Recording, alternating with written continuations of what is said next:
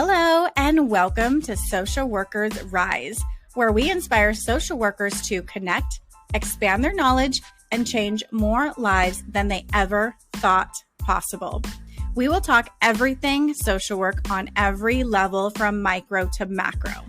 We are going to hear stories of social workers who are doing big things, learn new skills, and most importantly, give you actionable steps to make a difference today. Let's go.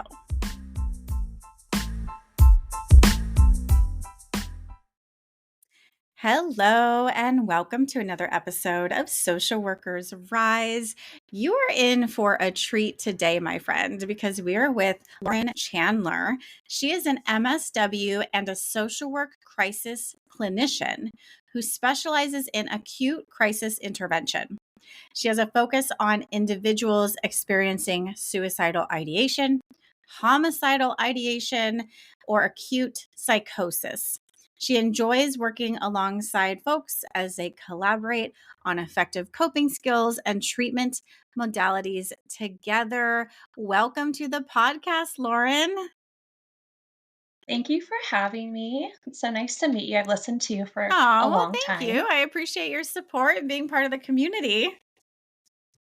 It comes, Of course, we have to keep each other. it comes for We have to keep each other Yes, informed, it comes right? full circle. And we just learned that we are basically neighbors. We're both in California, not too far from each other. So that's pretty cool.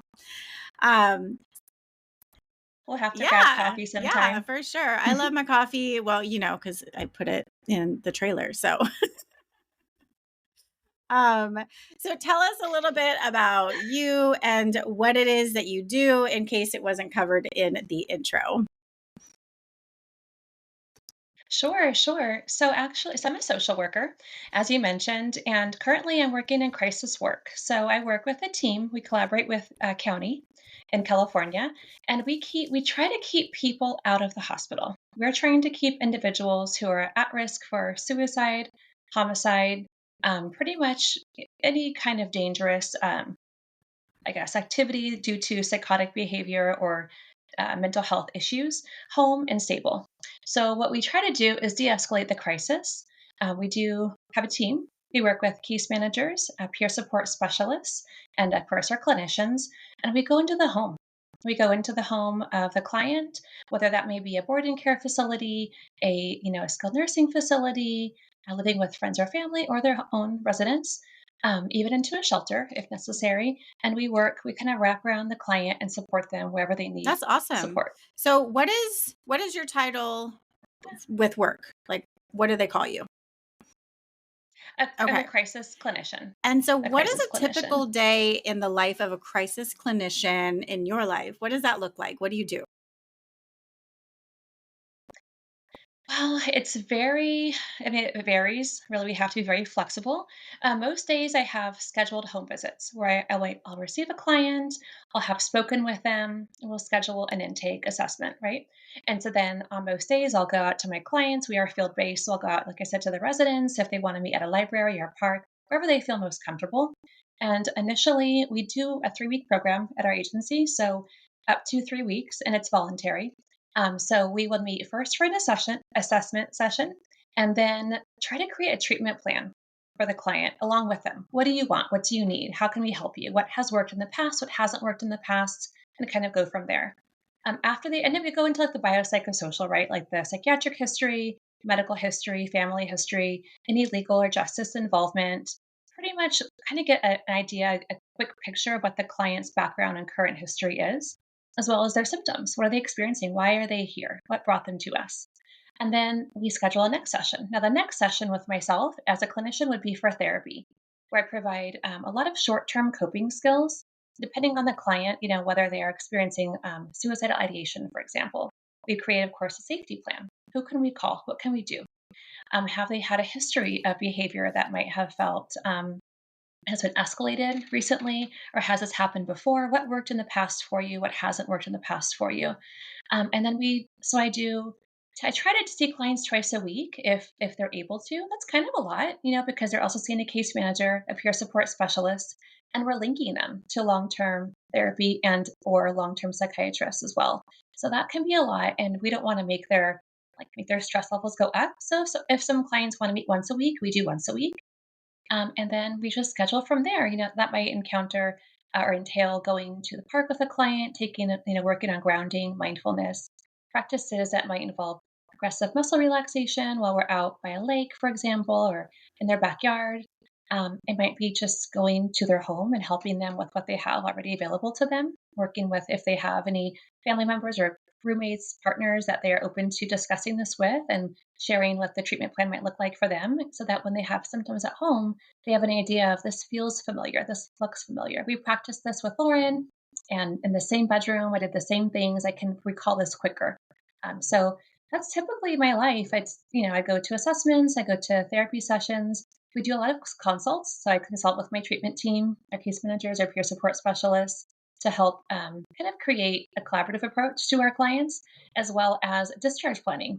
That's always important because we are only 3 week program. We have to quickly, do the intake, assess, treat, and discharge. And discharge always will be after linkage to appropriate long-term services. We don't like to leave the clients hanging. In fact, we won't. If we have to Okay. extend, Wow. we You do will. a lot, Lauren. This sounds really busy. It's very busy, and because we're field-based, we have an office, right? And I do also work from home, but I'm really driving all day, which is also why I love the podcast world because I'm driving so much, and I feel like why not learn tips and techniques along the way and feel supported. And then I'm, also calling clients, reminding them of their visits, keeping them informed if they have, for instance, open access appointment to see a psychiatrist with the county, or do they have a case manager appointment. So I'm kind of like keeping them abreast of what's happening because they're going through so much that their recall very much is Hmm. impacted typically. Providing them planners or schedules or calendars and helping them write things down, teaching the clients how to utilize, if they have a smartphone, how to utilize a calendar in their smartphone.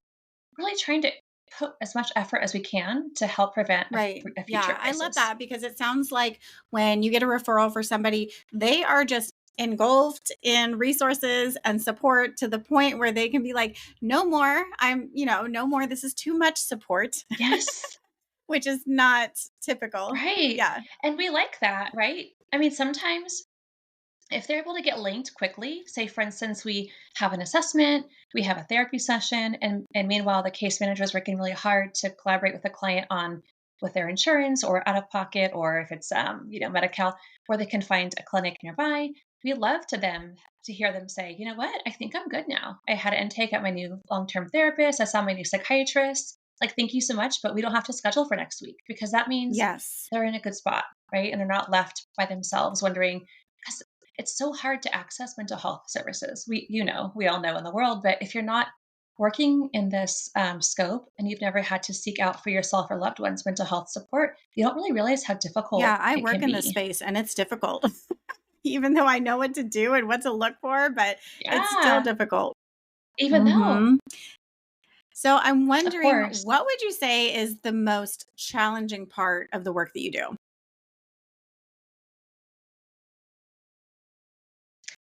Oh, well, first safety, right? My safety, the individual safety. Sometimes if I've had clients that are No. maybe actively delusional, and they have a lot of paranoia, and they're not sure if I'm really there to help them, or if I'm part of some delusion, right? And so keeping them safe, keeping myself safe. That's where I really kind of watch the nonverbals, make sure I'm open and relaxed, that I'm showing that I'm empathetic and compassionate, while also being mindful of my surroundings, their surroundings, what's going on in the room. Also, like just the intensity, right? It's a very intense job. Everyone who comes in has experienced something really hard, whether it's a recent death of a loved one, a suicide attempt. Maybe they're feeling very angry and not able to kind of control their feelings. So everything's very heavy, and oftentimes people that are coming to us have had a lot of trauma, unfortunately, and many times, unprocessed trauma. They didn't know or didn't were not able to access help, and so now it's like everything's at a tipping point. And so going from client to client, maybe I'm seeing 3 4 clients a day. on a busy day, maybe 2 to 3 in a typical day. Everyone has this really heavy story, and it's hard. You don't wanna bring it home with you. So that's challenging. I'd say safety, keeping safety a priority for both myself and my client, and then just making sure I'm in a space to deal with the stories I'm hearing. I'm not having any vicarious trauma, that I'm not bringing anything home to dump on my family or partner, that I'm just able to keep this separate and process it with my own therapist and utilize my own coping skills. Um, that's, I guess, the two most And challenging thank you for things. sharing that because that was both of these topics was something that I was wondering about as far as safety and being able to cope because in this position as a crisis responder, being exposed to traumatic stories, you are at very high risk for experiencing Mhm. secondary trauma. And so I'm wondering, how do you set that emotional boundary for yourself so that you're not bringing home the heavy trauma and emotions that you experience throughout the day? How do you do that? I have a really great team that I work with, luckily. So, chatting with my supervisor to process something that was extra challenging or hard to hear is really helpful with supervision. And also, just my fellow clinicians, talking with them. Nothing specific, but just, whoa, that was a really rough session, and practicing on ourselves, like what we preach to our clients. Let's get outside for 10 minutes. I'm going to go walk my dog. Or, I'll put some music on and go to the gym and run for an hour. I work out every day largely because of the stress that this job does encompass. Like, if I don't take care of myself, I can't pour out anything to others. I'm just going to be overwhelmed, right? And so I think just being mindful and practicing really what I preach. We talk so much about self care, at least in my graduate school. I mean, every focus was self care, but it's hard to engage in self care when you're really busy and you're not only working, but you have a family maybe, or you have friends, hopefully, and other hobbies that you do. So I really try to make a balance where when I'm done working and finished with my notes, I turn everything off work related, and I just end my day, whether it's going to my gym, hanging out with friends. I also have pets, so being with my animals, Yeah, engaging in I love hobbies that that I because like to there's do. not one quick fix for this because every day is different and your body and our souls No. and our minds, they need something different every day and sometimes more than one thing. Exactly. And just like the check-in, like, do I feel, am I carrying this? Do I feel anything? How am I feeling in my shoulders? Like, am I feeling like any heaviness in my chest? Just checking in with myself and trying to kind of body scan myself at the end of my day to work on things that I want to work on before I do come in and spread the Yes, energy into yes, my it makes home. such a big difference. Hey, it's Catherine here. I hope you are enjoying this episode. We're going to take a quick break to listen to these ads from our sponsors. The next time you need continuing education units, I highly recommend the Therapist Development Center. When I started this podcast, I reached out to the founder, Amanda Rowan, to see if she was interested in being a sponsor. And she jumped at the chance to support her fellow social worker. TDC has helped more than 100,000 social workers pass their licensing exam, including myself. I love that TDC CE courses are engaging and relevant. Amanda and her experts give us clear and practical clinical skills that we can immediately apply to our work. Some of my favorites are the Edge of Life Suicide Prevention course, where Amanda shares her personal experiences and their They Did What Law and Ethics course that looks at real cases where therapists face formal disciplinary actions. They also have a great telehealth course. We are legally required to take continuing education to increase our competence, and most other courses out there don't actually teach the material in a way that we can learn it, but TDC does. You can also check out the links in the show notes.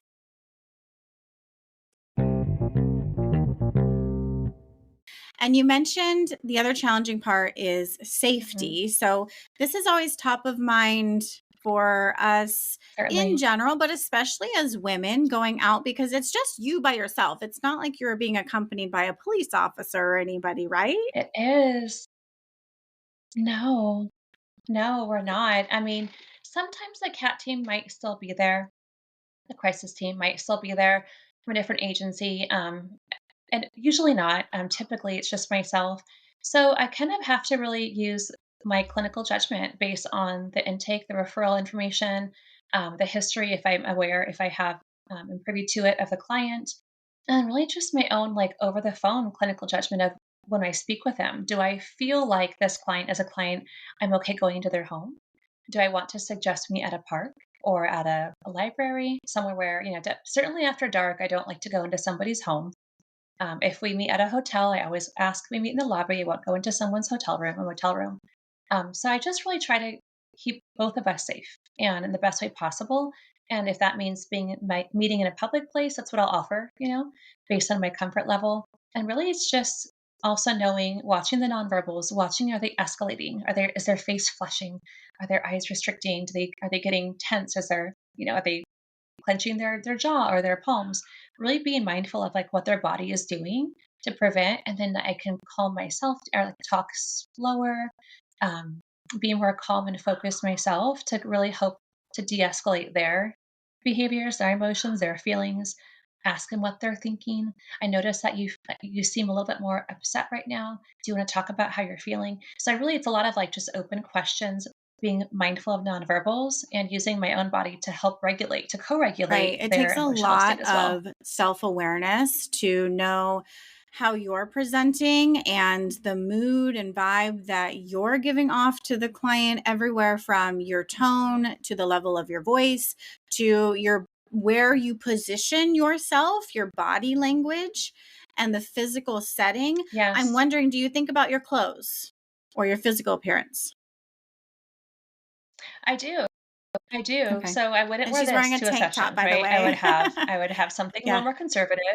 I'm wearing a tank top, yeah, which for today's work has been fine. I've been doing virtual, but I'd have a little more coverage, more conservative approach. Certainly comfortable shoes that if I do have to take off quickly, I am not going to be wearing heels into a client's home or even any crisis situation, honestly.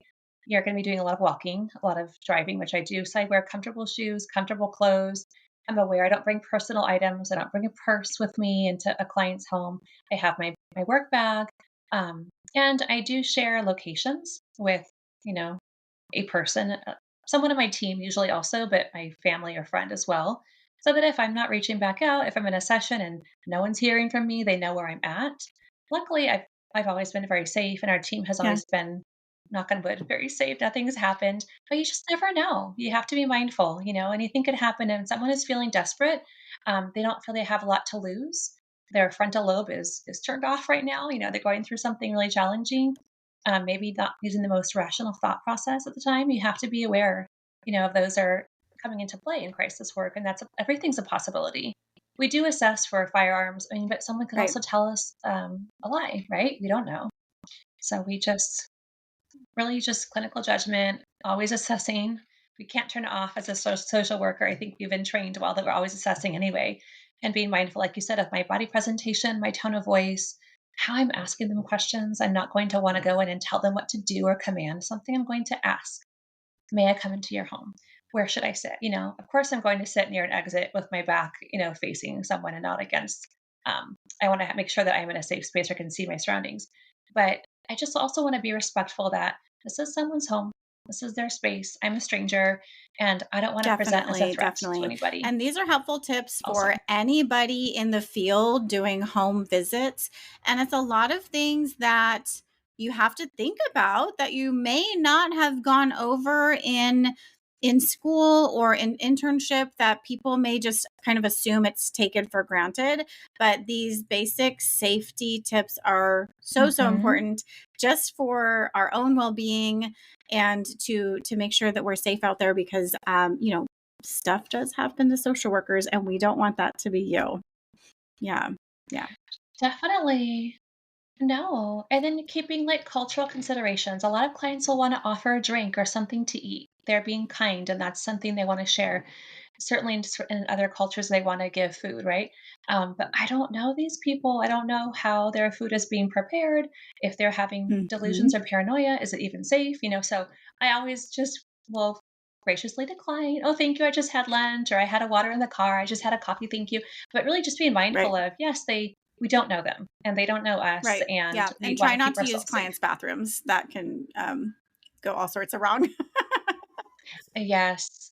I know where I know where all the bathrooms are in my county where I'm working, all the Starbucks and Targets, because that's usually where I'm going to right Yes. after a long session. No, no, try Not a not to not a do that client's at all restroom for costs. sure. So we talked about some challenging parts, which, a lot of it is safety and just, kind of being aware and the vicarious trauma. I was like, what was the second one? The trauma of it. What would you say is the most Yeah. rewarding part? Like, Yeah. why do you do this work?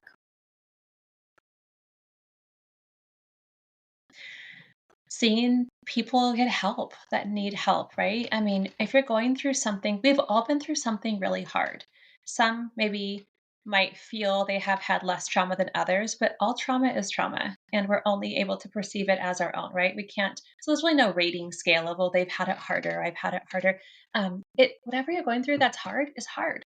And if you don't know where to turn or who to call, or maybe there's so much stigma, it's getting better, I feel, but there's still certainly stigma surrounding mental health and asking for help or getting resources. And so to know that you're able to be there and someone's able to share with you like their most vulnerable moments, I feel so honored and privileged because wow, like they really trust me, and I who am I to deserve this piece of their life, right? Of their story, but being able to see them get support, watching their face from like really scared or angry or frustrated or feeling hopeless, that they don't deserve to get better, to watch that turn into neutral and then happy, relaxed, peaceful. It's a really nice feeling, and I feel fortunate that I get to be a part of that story. And so that's really why I can keep doing it, even though it's hard. It's certainly not a job where you just know what to expect every day, and you know you'll be off at a certain time. And that's just I've been at assessments that I thought would be an hour that take 4 hours sometimes because something went south. And that's just how it's going to be in crisis work. But to watch someone be surrounded by those who care that they do get that they matter, that they didn't take their life, that that's not something they have to turn to, that's not their go-to coping skill. That makes me feel it's just so fortunate Definitely. that I get to be a part of Yeah. that. Yeah. That's That it makes it beautiful. worth it. And there's just something special about being there in that moment with somebody else while they turn it around, because so many times I've seen where people just need to talk to somebody. Yes. They just need to share what they're going through. And after they're able to share that with somebody who's actually listening and Mhm. care and has the capacity to take on that emotional load with them, it makes such a difference. Yeah. So true. That's so true. And I always tell my clients, you're the expert of yourself. I'm not here to tell you what to do. I just want to help you process what's happening, like what thoughts are bouncing around in your head that feel so unable to be deciphered until you get them out. And then you can hear, like, oh, yeah, as I'm saying it, I know what I should be doing. I know my next step. They know what to do as they're able to process and feel supported and Yes. seen Yes, for most of the sure. time. So, a question that I know somebody is thinking right now, if they are interested in getting into this line of work, what is there something that they need to do? Is there a certificate? Is there training? Is there entry level positions? Are there volunteer? Like, how could somebody even get started in this? Certainly, trainings are helpful, right? So, crisis intervention training, CIT training, is something that I did. I also took a course and was certified in trauma focused CBT. So, that helped me, I think, everything that you can do training wise that will help you understand how to work in a crisis setting or and work with people who have experienced significant trauma is going to be helpful. I think, a year or two typically of working like face to face with clients as a clinician in any private practice setting or in a medical setting, really, as long as you're working with clients and you understand how to do an assessment, how to write, biopsychosocials, how to write diagnosis and to formulate, and then to pretty much just write a treatment plan. So really working with clients in the past, whether it's through internship or post grad experience and the trainings, and really just I think a passion. If you go in and you apply for a position and you can show that you're passionate about this work, maybe you've had experience through your own personal life or through a friend or family that makes you feel more in line with working with crisis Okay, patients, great. that's So certainly helpful lots as of well. great tips that you just gave there, Lauren. Listener, if you didn't pick up what Lauren just dropped on you, I'm Thank gonna you. recap because this is gold, especially if you are going into an interview. Trainings are helpful, but it doesn't sound like they are required because if you've had experiences No, doing psychosocial assessments, working in a medical setting, even within your internship, and or if you have any kind of personal experience, all of these things can be used and brought up in your cover letter, on your resume. Make sure you're putting that on your resume and talk about that during the interview as a reason for why they should hire you, because you have done, X, Y, and Z. You want to make sure that you're prepared to talk about what you have done going in. Also, make sure you take notes as far as what Lauren had mentioned around, safety planning and the types of duties, because if this is a job that you want to do, they're going to want to see that that you know what you're getting into, that you're not going to be scared away by doing home visits. certainly.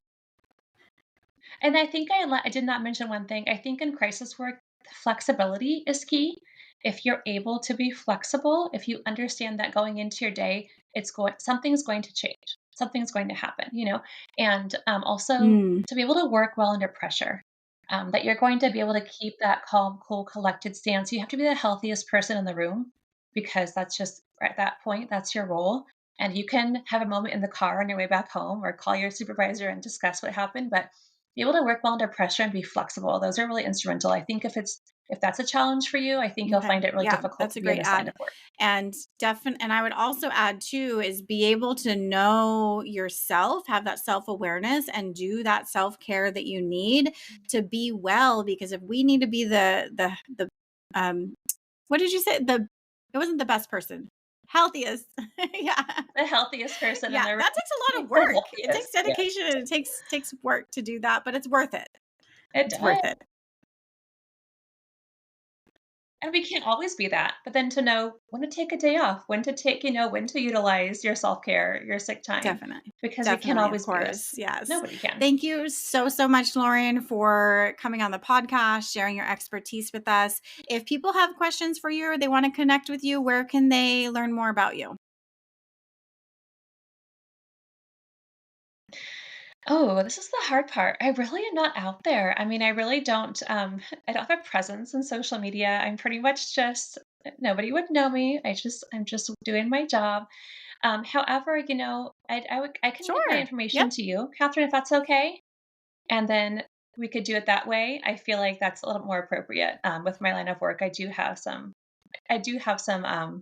clients who prefer not to Understandable. be able to Another access me at all safety times. thing that we might not, that we got to be aware of. So, yes, Yes. listener, if you have questions for Lauren, email me. You can reach me and I will connect you then with Lauren. So, thank you so much. It was so great to talk to you today. And thank you for all the work that you do. It's amazing. Thank you. Thank you so much, Catherine. It was so Thank lovely talking you. to you and seeing you in person. Well, on screen.